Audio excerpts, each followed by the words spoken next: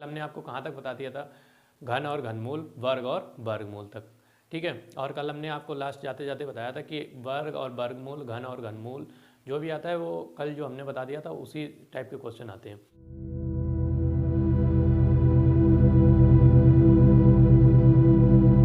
उसके बाद आज जो चलेगा वो आपका चलेगा फैक्टर और मल्टीपल, यानी गुणक और गुणनखंड। गुणक और गुणनखंड, किसी संख्या के गुणक क्या होते हैं, गुणनखंड क्या होते हैं, उनके बारे में हम जानते हैं। देखो सबसे पहले गुणक क्या होता है, फिर उसके बाद गुणनखंड।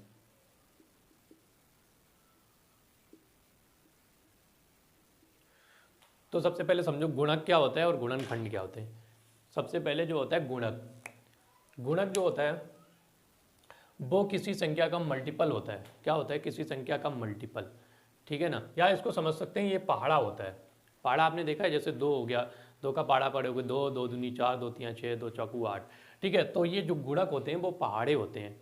और गुणनखंड क्या होते हैं, गुणनखंड होते हैं, गुणनखंड पहाड़े नहीं होते, गुणनखंड एक पर्टिकुलर संख्या होती है। और गुणनखंड जो होता है, गुणनखंड एक तो एक स्वयं होता है, जैसे कोई भी नंबर होगा उसका गुणनखंड एक वो स्वयं होगा, और क्या होगा, एक होगा। एक जो होता है इसको बोलते हैं यूनिवर्सल फैक्टर। इसको क्या बोलते हैं, यूनिवर्सल फैक्टर, ठीक है। इसको क्या बोलते हैं, यूनिवर्सल फैक्टर। किसको, एक को, क्योंकि एक क्या होगा, हर किसी संख्या के गुणनखंड में आएगा, इसलिए एक को बोलते हैं यूनिवर्सल फैक्टर। ये क्या होते हैं, जो गुणक होते हैं ये होते हैं पहाड़े। गुणक क्या होते हैं, पहाड़े होते हैं। यानी अब आपसे पूछ दिया जाए जैसे 6 के क्या क्या गुणक हो गए, तो 6 का 6, 6 के बाद 12, 12 के बाद 6 दूनी 12, 6 तियाँ 18, 6 चौक 24, 30, 36, ये इसके क्या हो गए, ये इसके गुणक हो गए। आगे तक जहाँ तक इसके जाएंगे वहाँ तक जाएंगे, कई मतलब जो भी नंबर हो जाएंगे, 36 हो जाएगा, 36 के बाद तुम्हारा 42 हो जाएगा। इस प्रकार से ये जो गुणक होते हैं ये संख्याएं लगातार बढ़ती जाती हैं। तो 6 के जो क्या होंगे, मल्टीपल होंगे, पहले ही बता चुके हैं। तो 6 के जो मल्टीपल होता है, इंग्लिश में मल्टीपल बोल देते हैं, हिंदी में गुणक बोल देते हैं। और जो सीधी सी एक साधारण बात समझी जाती है, जो पहाड़े होते हैं वही क्या होते हैं, गुणक होते हैं। पहाड़े क्या होते हैं, गुणक होते हैं। अब तो आपको समझ में आ जाएगा कि पहाड़े जो भी होंगे, तो पहाड़े का मतलब क्या है, पहाड़े का क्या मतलब, वही संख्या आगे बढ़ती चली जाती है। जैसे 3 का लिया तो 3 के गुणक क्या क्या होंगे, 3 का गुणक हो जाएगा 6, क्योंकि 3 का पहाड़ा क्या होता है, 3 एकम। 3 एक नहीं होगा, 3 एकम, 3 का मतलब हम पहाड़ा लिखते हैं तो 3 का गुणा 1 में करवाते हैं तो हम 3 ही लिखते हैं, तो इसका गुणक हो जाएगा ये 3 दूनी 6, तो इसका हो जाएगा 6। तो जो 3 के गुणक हैं, यानी 3 के जो क्या हैं, जो 3 के गुणक हैं वो 3 तो स्वयं, और 6, फिर 3 दूनी 6, फिर 3 त्रिका 9, 3 चौक 12, 3 15, ये इसके क्या हैं, ये इसके क्या हैं, गुणक हैं। समझ रहे हो ना, ये इसके गुणक हैं।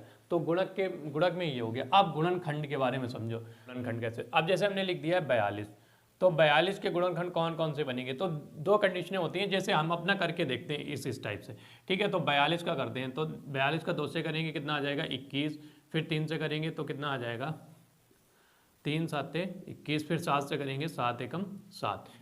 ये तो 3 2 कामा 3 कामा 7, ये इसके गुणनखंड हो गए। कौन कौन से, 2 कामा 3 कामा 7। अब गुणनखंडों की संख्या क्या होगी, गुणनखंड, इसमें गुणनखंडों की कुल संख्या क्या होगी, जो गुणनखंडों के नंबर ऑफ फैक्टर्स कितने होंगे इसमें, ठीक है। तो नंबर ऑफ फैक्टर्स इसमें कितने होंगे, तो क्या करना होगा, यहाँ पे आपको या तो ऐसे निकाल लो कैसे करके, तो 2 कामा 3 कामा 7। अब 2 कामा 3 कामा 7 है, तो इसमें क्या करो, 2 की पावर 1, 3 की पावर 1 और 7 की पावर 1, क्योंकि सबकी घात कितनी कितनी, एक ही तो घात है। यहाँ पे जो लिखा हुआ एक ही की, तो इस सभी में एक एक जोड़ दो ऐड से अपने तरफ से। और क्या करना है, जब सभी में ऐड कर दो, इन यही जो पावर होती है इनको अलग कर लो। कितनी होगी, 2 हो गई, फिर पावर कितनी होगी, 2 हो गई, इंटू पावर में कितने हो गए, 2।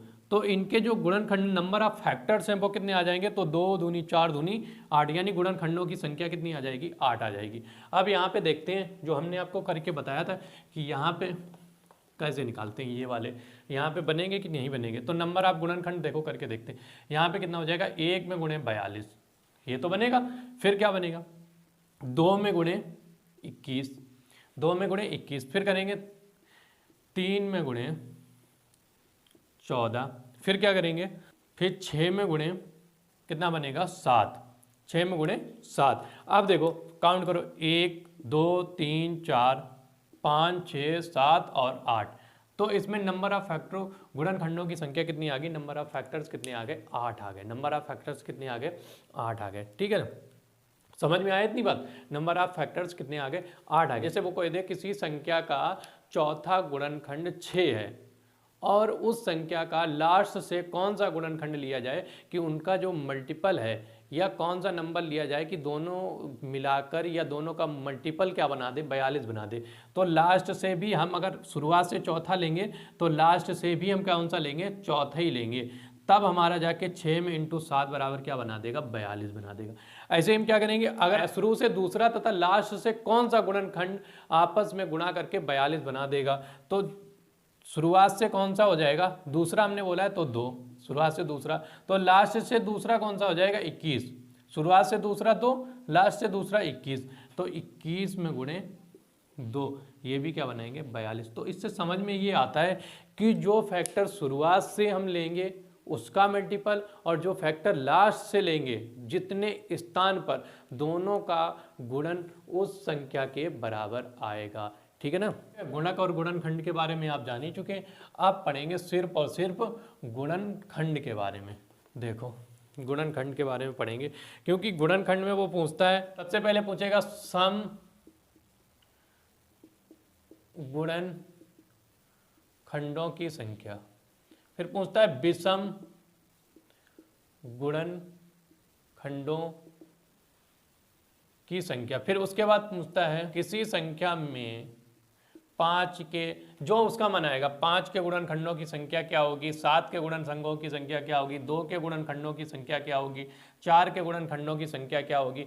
इस टाइप से ये क्वेश्चन पूछता है। तो सबसे पहले आपको करना होगा सम गुणनखंडों की संख्या, विषम गुणनखंडों की संख्या और कुल गुणनखंडों की संख्या। ठीक है, यहां पे लिख लो की संख्या। ये पहले 3 चीजें समझो। कोई भी नंबर दे दिया, उसमें सम गुणनखंड कितने हैं, विषम गुणनखंड कितने हैं। 36 में गुणनखंडों की संख्या ज्ञात करनी है कोई, तो फिर कुल गुणनखंडों की संख्या ज्ञात करनी होगी। फिर क्या आप ऐसे ही काटोगे इसको, 36 गुणनखंडों की संख्या और गुणनखंडों का योग। चौथा पॉइंट बनता है गुणनखंडों का योग। तो इसको फिर आप ऐसे करोगे, इसको आएगा कितना, इसका आ जाएगा 18, फिर 18 को 2 से काटोगे 9, फिर 3 से काटोगे तो कितना आ जाएगा, 3 त्रिका 9, फिर 3 से काटेंगे 3 एकम 3। यह तो छोटा नंबर था, हमने जल्दी से काट लिया। बड़ा नंबर हम लिख दें, जैसे हम लिख दें यहाँ पे मान लो 240, 240 को फिर भी आप ऐसे ही काटोगे तो ये लेंदी मेथड हो जाएगा। अच्छा पहले यहाँ से करके देख लेते हैं इसके कितने बनते हैं। तो 2 बार लिखा है तो 2 की पावर 2 लिख देते हैं, 3 2 बार लिखा है तो 3 की पावर 2 लिख देते हैं। अब इसमें क्या करना होता है कि हमने कहा जब कुल गुणनखंडों की संख्या ज्ञात करनी होती है तो इनके ऊपर क्या जो पावर होती है उसमें एक एक ऐड कर देते हैं। तो 2 की पावर 2 लिखिए, तो 2 की पावर 2 लिखिए, उसी में एक ऐड कर दो, 2 की पावर 2 + 1, 2 की पावर 2 + 1, तो ये हो जाएगा 2 की पावर, जो 2 की पावर 2 + 1 लिखा है तो वो हो जाएगा 3। ये वाला मान कितना हो जाएगा 3, क्योंकि 2 में 1 जोड़ दिया। ये वाला भी मान कितना हो जाएगा 3। अब 3 में गुणे 3 तो कुल गुणनखंडों की संख्या कितनी होगी, 9 होगी। कुल गुणनखंडों की संख्या कितनी होगी, 9 हो गई। ठीक है ना। आप देखो यहाँ पे जो निकालेंगे 36 को निकालना है, 36 के करो, 36 को किसी भी नंबर, जैसे आपको जो भी पढ़ा आता उसमें आप तोड़ दो। तो हमें तो आता है 9 में गुणे 4, हमें तो ये पढ़ा आता है, 9 चौके 36 होता है। अब आप देखो ये किसका वर्ग लिखा हुआ है, 3 का वर्ग लिखा हुआ है। ये किसका वर्ग लिखा हुआ है, ये 2 का वर्ग लिखा हुआ है। किसका वर्ग लिखा हुआ है, 2 का। 3 का वर्ग 2 लिखा है, इसमें 1 ऐड कर दो, इसमें 1 ऐड कर दो, कितना हो जाएगा, ये 3 हो जाएगा। कितना हो जाएगा, ये 3 और ये भी 3, तो 3 में गुणे 3। कुल गुणनखंडों की संख्या कितनी आ गई, 9। कुल गुणनखंडों की संख्या कितनी आ गई, 9 आ गई। ठीक है ना। अब देखो दूसरा समझो, इसमें पूछता है सम गुणनखंडों की संख्या कितनी होगी। पूछेगा सम गुणनखंडों की संख्या कितनी होगी। सम की बात कर रहा है ना कि विषम की कर रहा है। फिर जब विषम की बात करेगा तो विषम गुणनखंडों की संख्या कितनी होगी, जब सम की बात करेगा तो सम गुणनखंडों की संख्या कितनी होगी। अब देखो जब विषम गुणनखंड लेंगे तब कैसे करेंगे और सम गुणनखंड लेंगे तब कैसे करेंगे। तो सम जो गुणनखंड होते हैं आप खुद समझो, जो सम संख्या होती है वो 2 के गुणज में होती है। जैसे 2, 2 के बाद 4, 4 के बाद 6, 6 के बाद 8, यही तो संख्या सम बनाएगी। अगर सम का मल्टीपल नहीं है तो वो संख्या क्या सम का गुणनखंड बनाएगी? नहीं बनाएगी। तो संख्या को किसका मल्टीपल होना चाहिए? 2 का मल्टीपल होना चाहिए। विषम में वो पूछेगा तो 2 का मल्टीपल नहीं होना चाहिए। सम में 2 का मल्टीपल होना चाहिए, विषम में पूछेगा तो 2 का मल्टीपल नहीं होना चाहिए। तो 36 में ही हम देखते हैं, 36 में क्या देखते हैं? 36 जो है उसमें देखते हैं विषम गुणनखंडों की संख्या। तो 2 का हमने कितना लिखा था? जैसे यहाँ पे लिख दिया था 4 × 9। तो इसमें जो 2 का फैक्टर है उसको हटा ही दो। किसको हटा देना है? तो 2 का जितने भी फैक्टर हैं, 2 की पावर ये 2 लिखा है, इसको हटा दो।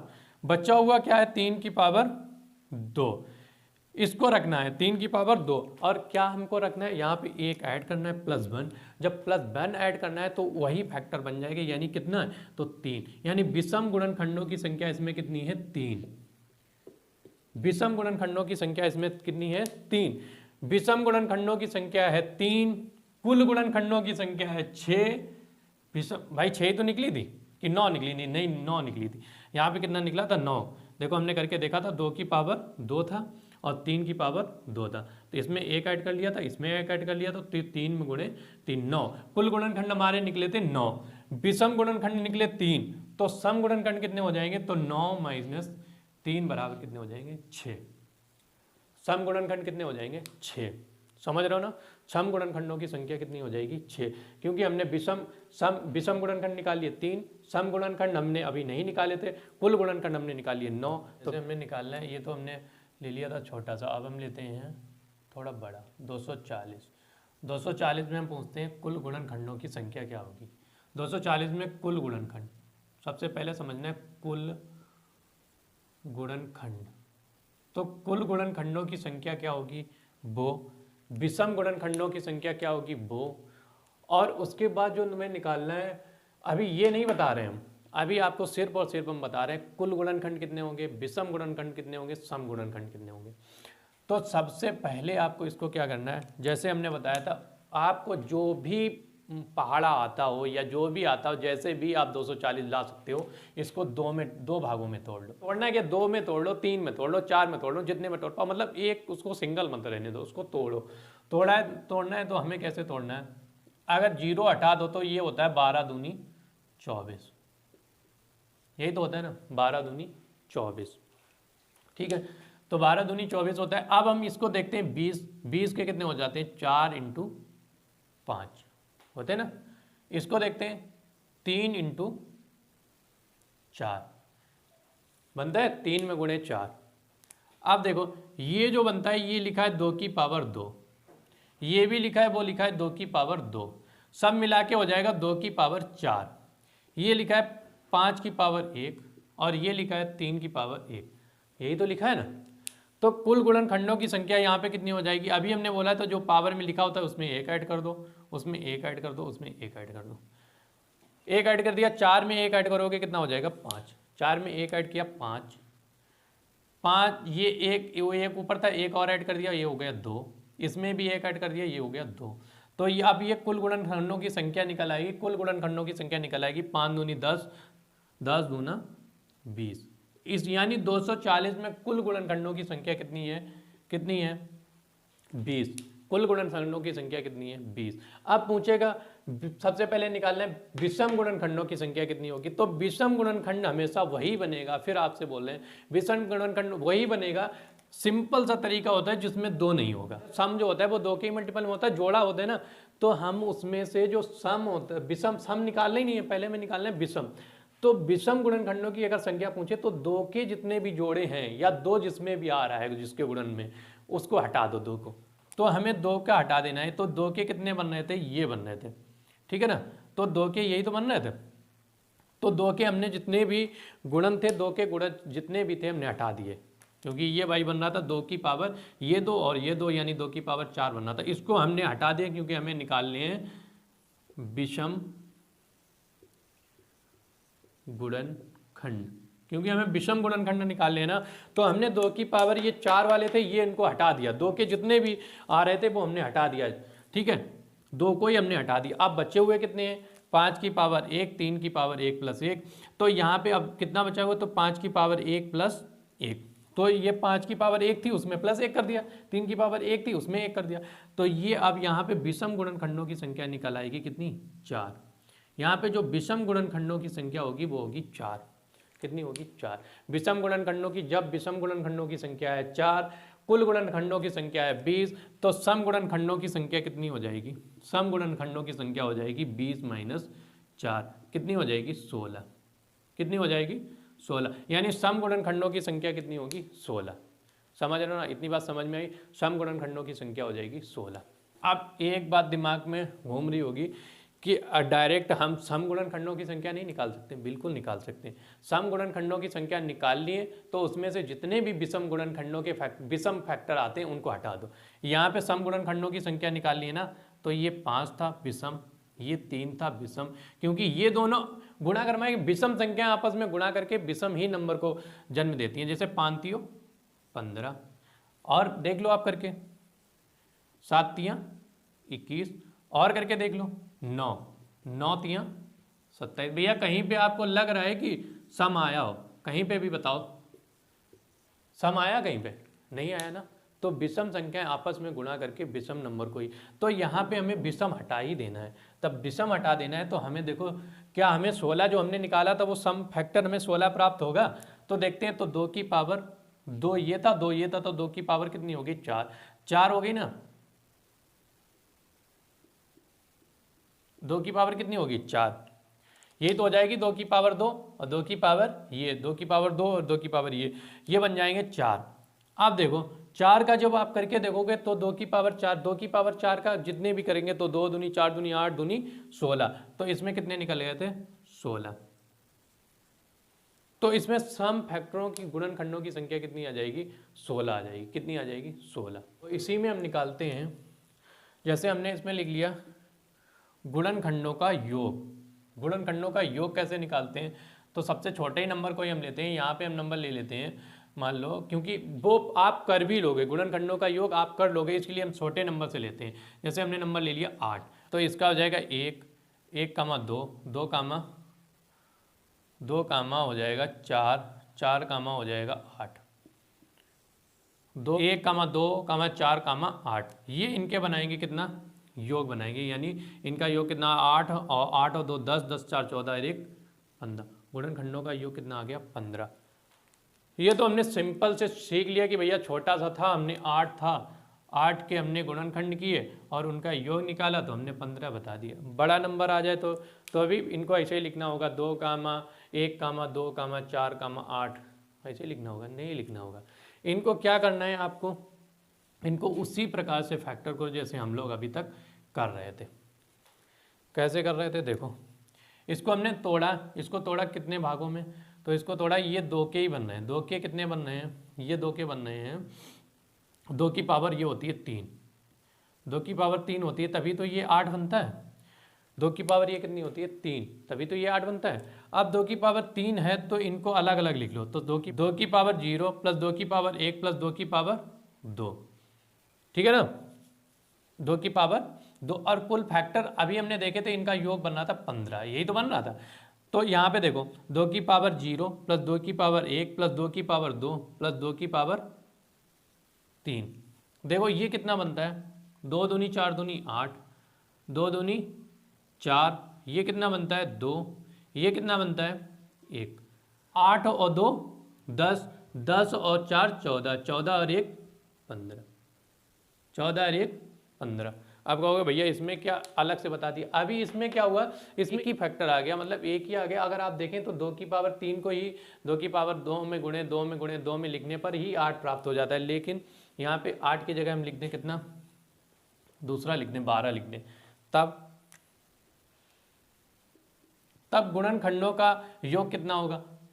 तो एक तो हमें वही जो हमने आपको तरीका बताया वैसे ही आपको लिखना है, 1 कामा 2 कामा 3 कामा 4 कामा 6 कामा 12, तो यहाँ पे ऐड कर लो, तो ये कितना हो जाएगा, 12 और 4 12 और 4 16, 16 6 22, 22 और 3 25, 25 और 2 25 और 2 27 और 1 28, इनका योग कितना आ जाएगा 28, ठीक है।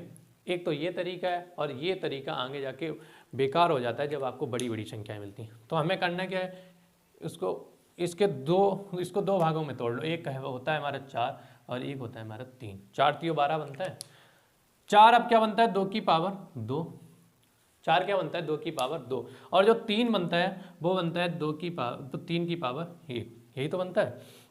अब 3 की पावर 1, अब इसमें देखो, इसमें जो होगा वो 3 चीज़ होगी। एक तो 2 की पावर 0, भाई स्टार्ट तो यहीं से होगा, 2 की पावर 0। और किसी भी नंबर की पावर यदि 0 हो जाती है वो संख्या 1 होती है, ये याद रखना। जैसे 3 की पावर 0 है तब भी 1 होगी। 240 की पावर यदि 0 लिखी है तो इसका मतलब है वो संख्या 1 है।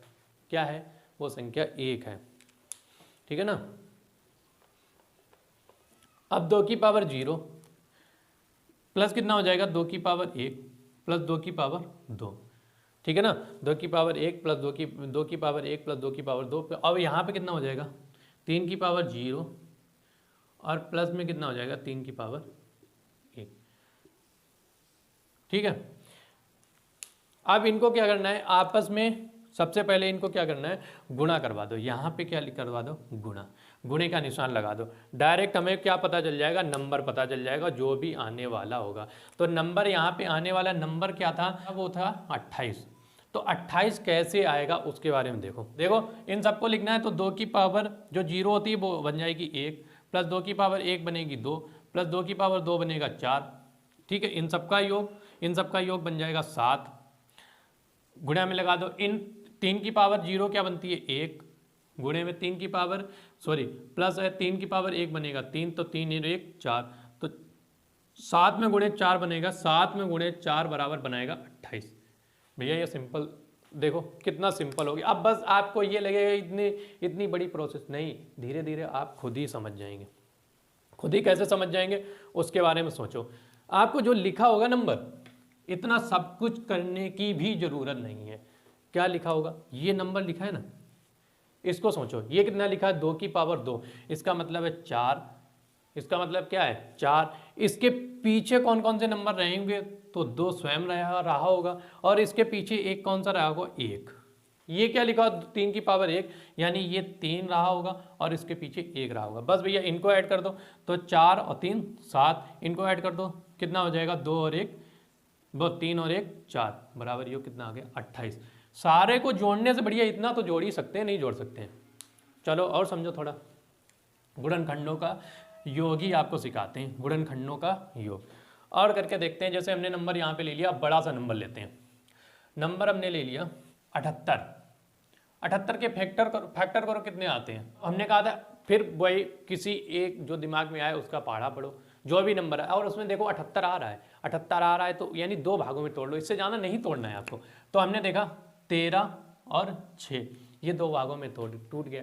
अब यह जो 13 है, अभी ये 13 किसी का भी अलग दूसरा नहीं बनेगा, मतलब 13 के अब क्या फैक्टर हो सकते हैं, नहीं हो सकते, लेकिन 6 के हो सकते हैं। 6 कितने भागों में बट सकता है, 2 × 3, ये बन सकता है ना।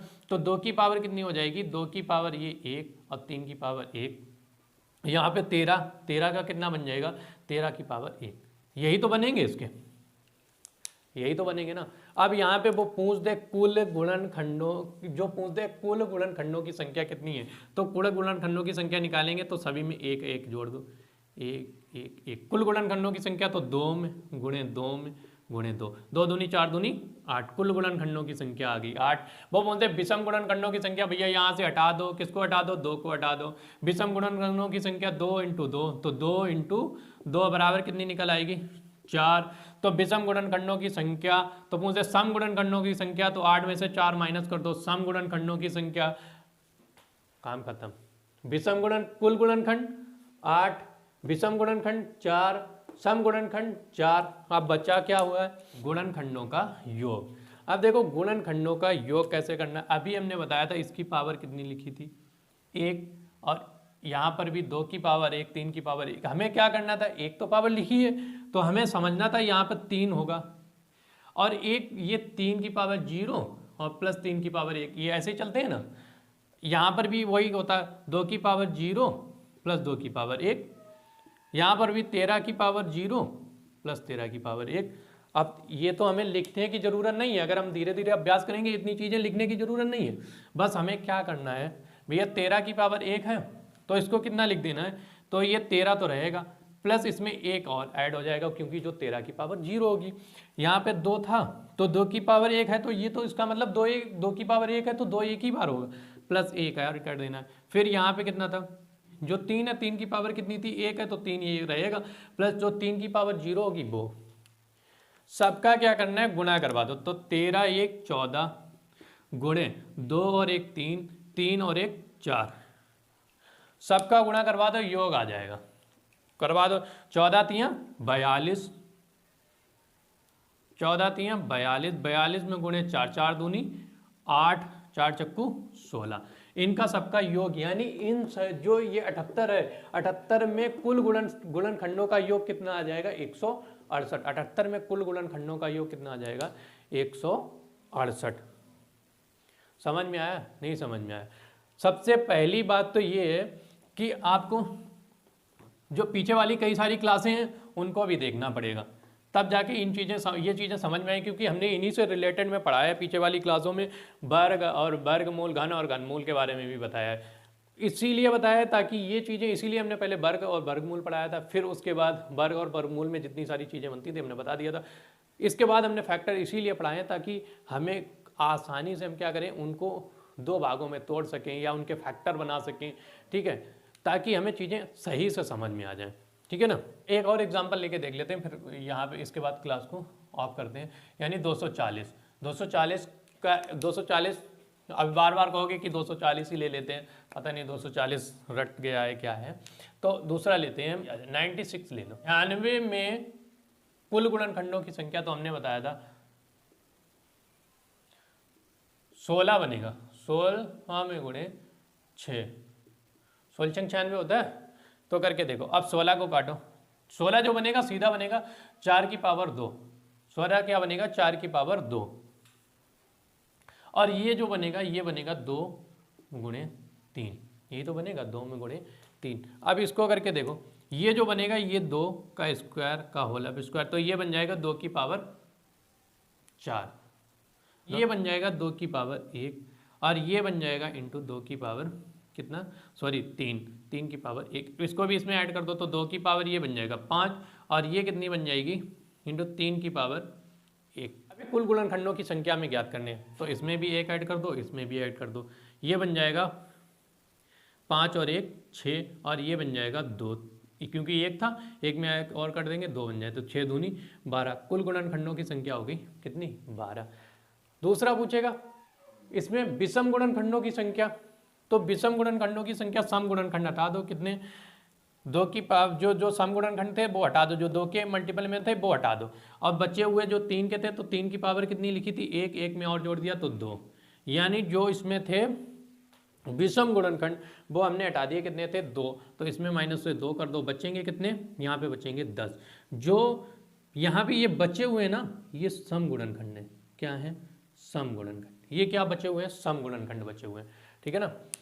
अब पूछेगा आपसे गुणनखंडों का योग, पूछेगा आपसे गुणनखंडों का योग कितना था 96, 96 में गुणनखंडों का योग 16 इंटू, गुणनखंडों का योग 16 इंटू कितना हो जाएगा 6, तो 16 जो बनेगा वो बनेगा 4 की पावर 2 या 2 की पावर 4, 6 बनेगा ये 2 इंटू 3 में बनेगा, इसको इसमें ऐड कर दो तो 2 की पावर ये 5 बन जाएगा, ये 3 की पावर 1, ठीक है, ये 3 की पावर 1 बनेगा। गुणनखंडों का योग, तो देखो यहाँ पे 2 की पावर कितनी हो जाएगी 2 की पावर 5 है ना, तो इसी में हमने क्या किया था 2 की पावर जो 5 है वो कितनी बनती है 32, 2 की पावर 5 जो बनती है 32, प्लस इसमें क्या कर देना है 2 की एक छोटी पावर 2 की पावर 5 32, 2 की फिर 2 की इससे 4 जो बनती है 2 की पावर 4 बनती है 16, ये 8 बनती है, और ये इससे कितनी बनेगी भाई ये 2 की पावर 3 क्या बनती है 8, 2 की पावर 2 बनती है 4, प्लस 2 की पावर 2 बनती है 1, 2 की पावर ये जो 2 की पावर 1 बनती है वो बनती है 2, 2 की पावर 0 बनती है 1, ठीक है ना। इन सबको ऐड कर लो, प्लस गुणा करवा दो किसका 3 की पावर जो 0 बनती है वो बनेगी 1 इंटू 3 की पावर जो 1 बनती है वो कितना बनेगा 3, तो ये तो बन जाएगा 3 और 1 4, ये बनाएंगे 4, 30 हो जाएगा 62, 62 में एक ये जोड़ देगा बन जाएगा 63। अब गुणा आपको करवाना है 63 में गुणे 4, 63 में गुणे 4 3 12 की 2 हासिल लेगी 1 और बनेगा 6 चौक 24 और 1 25 यानी 252।